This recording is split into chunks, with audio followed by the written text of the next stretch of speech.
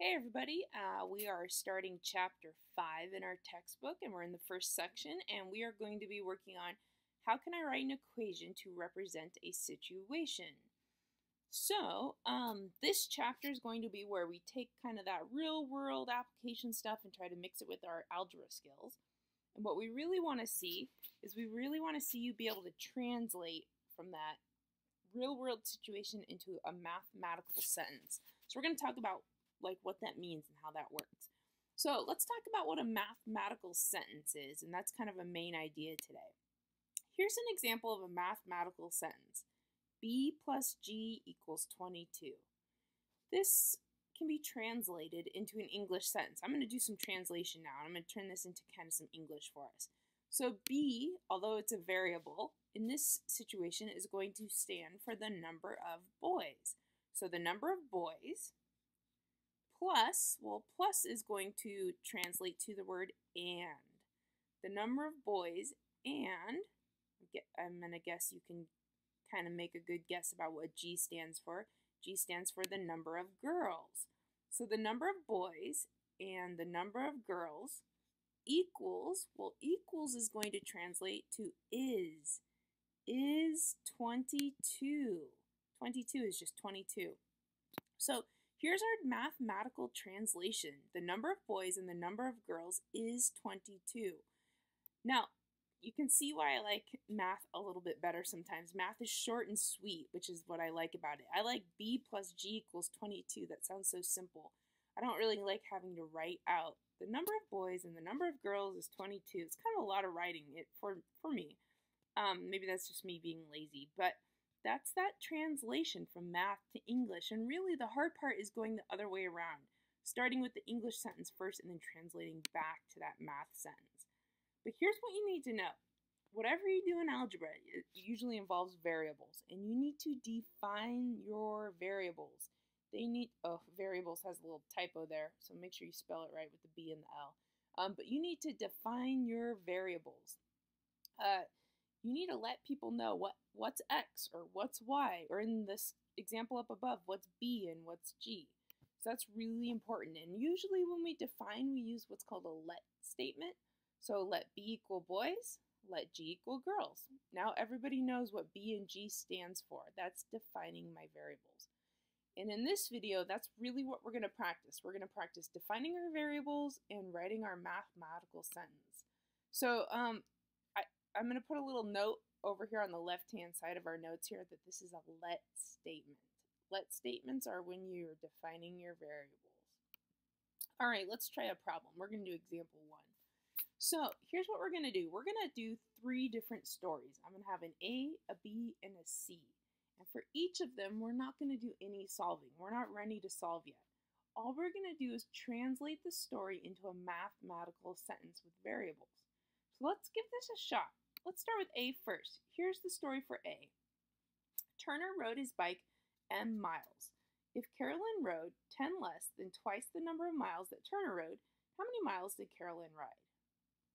Now, I don't know about you, but when I read that question out loud, to be honest, like as I'm reading the words, they kind of just like go straight through my head. I know it's a math problem. I hear some key words that stand out to me, but I haven't really sat and thought about the problem. So I find that I end up reading the problem probably 2 or 3 times before I really get it down.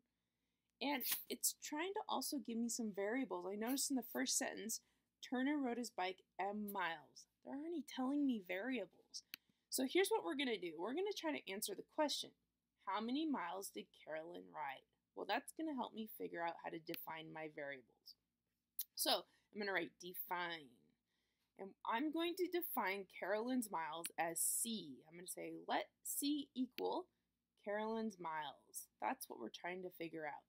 Now we have a second variable, which is the M for Turner's miles. So I'm going to write let M equal Turner's miles.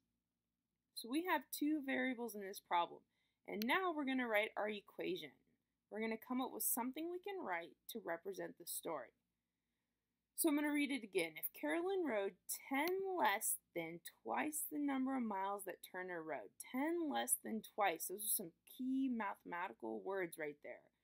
Twice means to times it by 2. So if Carolyn rode 10 less than twice the miles Turner rode, I'm going to do 2 times Turner's miles, 2 times m. And 10 less means to take 10 away. That equals Carolyn's miles. There's my equation. 2m minus 10 equals c.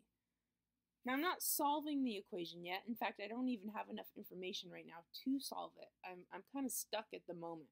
But this is what I'm trying to practice in this video, is defining the variables and writing the equation. Because pretty soon we'll start solving, but if you can't write the equation, then there's nothing for you to ever solve. You have to be able to write the equation first. It's a really key step. So we really want to practice that. So let's try another one. Let's do problem B for this example. Here's your story. Your teacher spent $9.50 on 5 boxes of chalk and 2 boxes of overhead pens.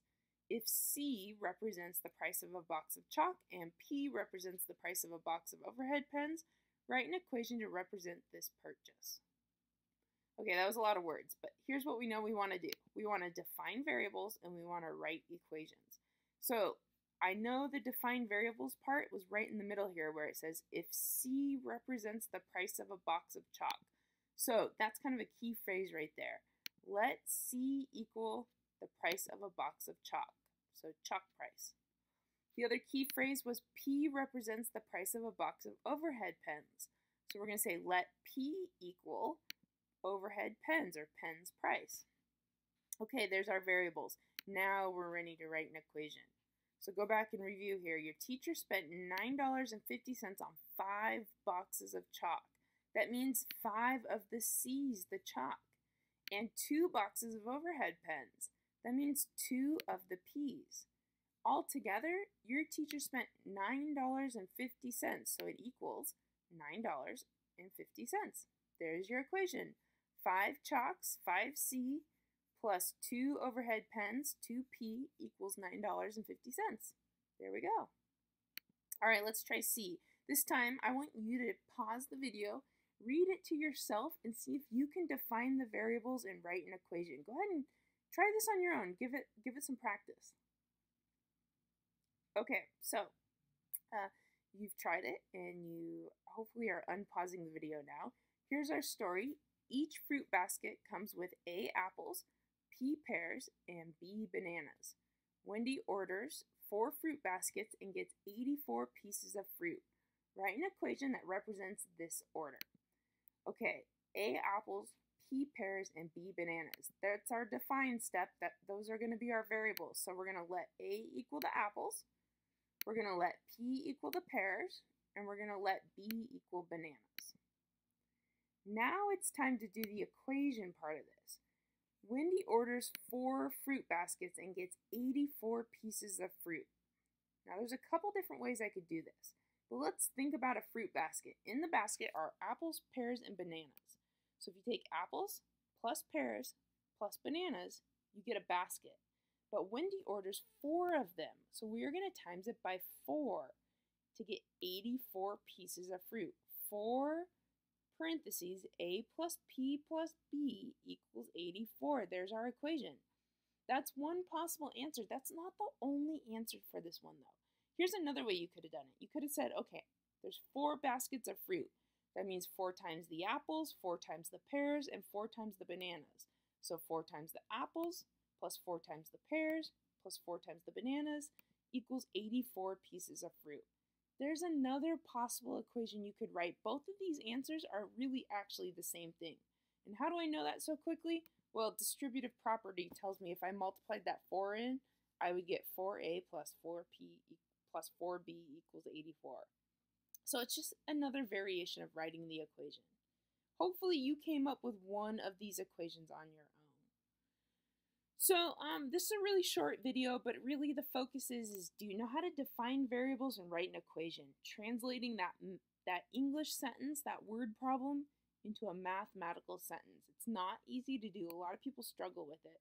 And you got to remember that if you struggle with it, you need to practice it more to make it become a little bit more fluent and easy for you. So when you're defining your variables, don't forget to use your let statements. Let x equal, or let y equal, or let a equal, whatever it is, use that let statement. and read carefully. Like, I have to reread these problems over and over and over again sometimes to do that full translation. So it's important to read very carefully. Okay guys, I think that's it for this video. Thanks for watching.